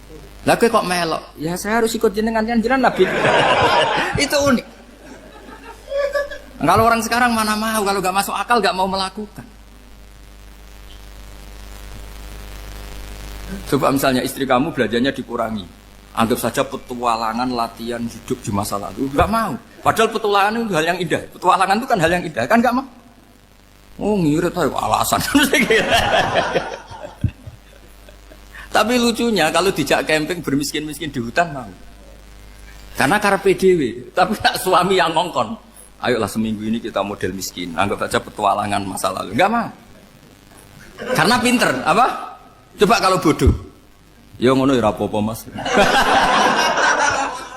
Tapi resiko anak bodoh, pas kamu sakit ya dibiarin. Karena dia melihat sakit kan biasa, namanya manusia. Jadi makanya ini pilihannya susah, hidup itu masih susah makanya ini. Jadi uniknya Quran gitu. Quran itu membolehkan psikologi manusia. Makanya Allah ngendikan kutiba alaikumul qital wa huwa kurhul lakum. Ya saya tahu kamu tidak suka perang. Allah yang ngakui wa huwa kurhul, enggak apa-apa. Tapi ketidaksenangan kita harus dilawan demi mengikuti Allah dan misalnya perempuan Allah juga gitu. Wa ashiruhunna bil ma'ruf. Gauli istri kamu muamalah secara baik. Kata Allah fa in karihtumuhunna fasa antakrahu syai'a wa ja'alallahu fi khairam katsira. Mungkin ada watak yang kamu tidak suka, tapi di situ ada kebaikan. Allah ngaku yang namanya suami mesti ada watak yang enggak suka dari istrinya. Juga sebaliknya lebih banyak lagi yang suami istri kamu tidak suka watak kamu. Juga enggak suka hidung kamu, wajah kamu banyak lah yang enggak disuka. Tapi demi kestabilan negara suami istri ini, mereka loyal, justru itu bagus. Maka jagalah ilmu, juga jagalah loyalitas. Itu yang perlu saya utarakan. Jadi makanya agama ini dibangun dua. Satu kecerdasan hikmah, yaitu ya al-hukmu yaduru ma'ilati wujudan wa adaman. Tapi juga ada ubudiyah, bahwa agama ini milik Allah. Maka sami'na wa adaman. Karena begini logikanya, saya ulang lagi masalah batu. Iqla hadis sokhra fa inna tahta hadaban. Terus saya angkat. Pembantu saya ngangkat. Dia saya gaji atas nama apa? Nurut kan? Atas nama menemukan emas apa atas nama nurut? Nurut, karena emas itu juga penemuan saya, milik saya. Ngangkat batu yang nggak ada emasnya juga atas nama nurut. Jadi rapot yang saya berikan ke pembantu saya itu tentang nurut dan tidak nurut. Saya kan tidak peduli dengan cerdas dan tidak cerdas. Itu kan tidak sesuatu yang menguntungkan saya. Nah Allah juga gitu. Kecerdasan kamu, pinter kamu itu tidak menguntungkan Allah Subhanahu wa Ta'ala. Karena Allah itu tidak butuh pinter kamu, cerdas kamu. Allah hanya butuh mental ubudiyah kamu. Makanya Allah mensifati nabinya hanya subhanalladzi asra bi abdihi, karena status tertinggi manusia adalah sifat Nah, makanya ya Tuhan nafsul mutmainnah irji'i ila rabbiki radhiyatam mardiyah fadkhuli fi ibadi. Berstatuslah sebagai hamba baru wadkhuli jannah. Nah, kalau kamu berstatus hamba ya harus baik, enggak usah kalian bantah. Coba kalau kamu rasional, ya Allah kenapa bikin surga nanti-nanti? Engkau kan bikin sekarang, ngapain repot-repot nanti? Jadi kacau semua agama. Makanya yang perlu didahulukan adalah status ya Tuhan nafsul mutmainnah irji'i ila rabbiki radhiyatam mardiyah fadkhuli fi ibadi. Masuklah berstatus sebagai hamba saya. Khasnya hamba tadi, ya cerdas karena semua yang diperintahkan Allah pasti ada hikmahnya. Tapi kecerdasan ini kadang kita tinggalkan demi loyalitas ubudiyah. Terus ngoten mawon kula ngapunten ingkang kathah, mugi-mugi niki barokah. Wassalamualaikum warahmatullahi wabarakatuh.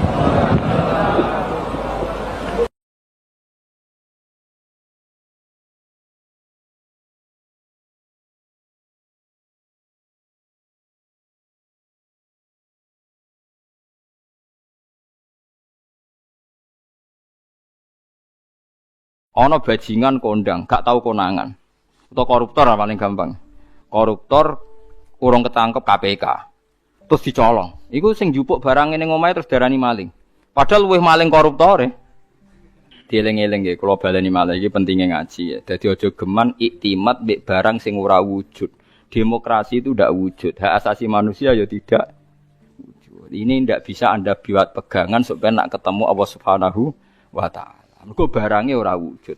Dadi kabeh ning donya iki liyane manusa udah sering maca tasbih, sering salat. Ya kowe ora roh. Kowe ora usah takok carane. Kados kowe iman nak gedang ono gizine, sego ono gizine. Kowe ora tau takok kan manggone endi carane piye. Dadi kabeh manuk, kabeh kewan malah maca tasbih. Sing ora jelas ya manusa niku separuh maca tasbih, separuh ora. Nak kabeh kewan maca tasbih. Kowe ora usah takok ora carane piye terus bahasane piye. Wong dikandani kok malah takok carane, iki malah lucu. Mulane terus dadi anekdot masyhur iku. Maksiat tetep maksiat, setan wae roh maksiat. Lah umume setan iku nek ana maksiat iku seneng kecuali sitok nyelingkuhi bojone setan. Wah, nek iku setan lah ngamuk. Dadi satu-satunya maksiat yang setan pun ndak seneng iku nyelingkuhi bojone setan. Iku Allah ya ora seneng, setan ora seneng. Iku satu-satunya contoh maksiat sing setan pun ndak seneng. Lah guyonan ngoten niku penting karena itu tadi. Hukum itu kalau nuruti pandangan manusia dawuh Imam Syafi'i iku ruwet. Mergo al-qaulu qaulu sahibil ya. Angger sing nyekel sawangane sing duwe. Dadi kados koruptor sing donyane akeh, duwe alpat macam-macam ngono nek ana sing nyolong sepeda montore sawangane ya salah. Padahal ini dhewe hasil colong. Nah, tapi ki bener nyolong ya keliru, nyolong kok bener. Ya wis ngono agama wis ngoten niku. Lah mulane walillahi mulkus samawati wal ardh. Assalamualaikum warahmatullahi wabarakatuh. Bismillahirrahmanirrahim. Nahmaduka ya ghafuru ya syakuru wa shalli wa sallim barik ala sayyidina maulana Muhammadin wa ala alihi wa sahbihi asma'in nama ba'du. Pun kula terangno kados adate ulama-ulama riyen nggih. Dados pertama jenengan iman nek Allah niku wajibil wujud. Eling-eling nggih. Awal kita iman Allah wajib napa? Wujud. Dadi fawwau maujudun qadimun napa? Bagi mukhalifun lil khalqi bil itlaqi. Jadi intinya iman itu harus pada sesuatu yang wujud. Asy'. Lah wujud yang paling awal itu Allah Subhanahu wa taala. Terus liyane niku mboten wujud. Niki kula gadah cerita sithik niki kula haru tenan roh cerita niki. Ada seorang demokrat sejati. Orang yang sangat-sangat membela demokrasi itu akhirnya dia masuk Islam. Ketika masuk Islam itu alasannya sederhana. Demokrasi itu ndak sayun maujud, ndak sesuatu sing wujud. Kok tak bela-belani nganti mati ku lha opo? Sebenarnya aku nak ning akhirat iku mahwa demokrasi. Dadi dekne tobat akhirnya. Engko aku nak mati demi demokrasi. Terus demokrasi dhewe enggak sesuatu sing wujud. Apa iso nyafaati aku? Lah ini yang konco-konco mahasiswa atau LSM atau siapa saja harus mulai mikir. Jadi banyak kita itu ngimani sesuatu sesuatu itu tidak wujud. Tapi demokrasi itu makhluke piye rupane. Nah Nabi Muhammad jelas orangnya ada, figur yang ada. Jadi bisa memperjuangkan kita nanti di akhirat. Kiai jek ono, masih ono sing darani syirik lah nak percaya kiai tetep wonge ono. Lah nak demokrasi. Ya sebenarnya akhirat, ya Allah, saya mati ini demi demokrasi, celukan demokrasi. Kon ngajukan apa? syafaat. Lah makanya ngendikane ulama-ulama, kula nerangno model ulama kuno mawon. Iman niku titenane sing bener sitok, iman mbek sesuatu sing wujud.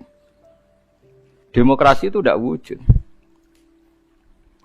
Ijtima iftirak juga tidak wujud. Jadi keliru misalnya ini kalau nate ngaji filsafat yang Islam sing alim-alim kados Ibnu Arabi kados. Kalau orang Kristen bilang Roh Kudus, Jibril atau Roh Kudus Allah itu bersemayam di Isa, gara-gara ada istima terus jadi Tuhan. Istima itu ya ada wujud.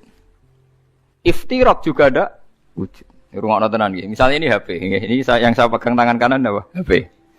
Yang saya pegang tangan kiri ini amplop, pulpen mon gampang. Amplop mari darani dhuwit niku, repot teng Indonesia nih. Padahal kalau di amplop gue batas kitab. Lha nggih, amplop kula niku tulisane ku naskah. Kula nak sinau teng kitab-kitab anen niku kula kutip teng amplop teng kitab. Mboten kados amplop Ruhin. Dadi wis ora sugih tapi amplop isine napa? Dhuwit. Nah kula isine naskah. Ya ini HP ya, di tangan kanan saya namanya apa? HP. Berarti HP maujud. Mon mikir lenan mon, HP ini maujud. Tangan kiri kula pulpen. Pulpen ini maujud. Ketika bertemu orang menyebut ijtima. Lalu ijtima itu wujud enggak? Enggak kan? Ketika saya pisah namanya iftirak. Jadi fal istima wal iftirak amroni nisbiyani la wujuda li dzatihima. Jadi jenenge kumpul lebih pisah itu sesuatu yang tidak ada. Sing ana ya HP, nak nempel jenenge kumpul, nak pisah jenenge pisah. Lah bela hak asasi manusia yang ngoten niku, nak bela wong jenenge hak asasi manusia. Nak nginjak wong jenenge nginjak hak asasi manusia. Tapi hak asasi atau demokrasi itu sesuatu yang enggak wujud. Sebenarnya mbok bengok-bengok piye ya demokrasi, saya ini mati demi engkau. Goblok gak misalnya wong mati demi demokrasi. Nah, makanya Islam itu mendorong aja sampai kowe koyo wong kafir nyangka amale ana gunane jebule muk koyo amun-amun mbok sangka banyu jebule ora ana. Koyo kowe nyangka demokrasi sesuatu sing sakral jebule barange ora ana. Beda bela Nabi Muhammad, bela Imam Ghazali, bela ulama-ulama, piye wae ana wujude. Paham nggih? Nah ana wujude ana kemungkinan ana komunikasi, ana saling tolong. Ada wong mati demi nyari makan, sego ana wujude. Ya iku paling angel ning bab filsafat. Tapi manusia itu seneng ae tertipu mbek sakasaro bim biki ati yahsabu dzamanu. Nah, dadi barang ra wujud disangka wujud. Wau kados amun-amun disangka wujud jebule. Lah wujud kula baleni malih iki. Kecuali begini, Anda bela demokrasi karena itu mbok anggap amal soleh yang disahkan Islam. Berarti kan bukan karena demokrasi, karena panduan Islam yang membenarkan ada di antara bentuk. Kalau begitu kan Anda dipandu oleh napa? Islam. Misalnya ada orang kecil ditindas majikannya, terus kamu bela orang kecil. Wah ini atas nama demokrasi tidak boleh. Tapi di hati kamu sebetulnya bela Islam, karena Islam menyuruh menolong yang lemah. Yang menolong yang lemah dalam konteks nasional misalnya dibahasakan demokrasi itu boleh. Tapi masalahnya juga nanti mungkin Rasulullah cemburu. Dadi yo sing apik ora jare aku tapi jare demokrasi. Lha iku yo repot meneh. Lah selama ini kasusnya begitu, semua kebaikan seakan-akan sumbernya dari demokrasi, tidak dari napa? Islam. Menolong orang lemah demokrasi, membela kaum minoritas demokrasi, menegakkan keadilan. Lah nek kowe ditakokno Kanjeng Nabi, dadi aku ora tau mbok sebut. Resiko lagi kan? Wes saiki semenjak ngaji ini ke milih dipandu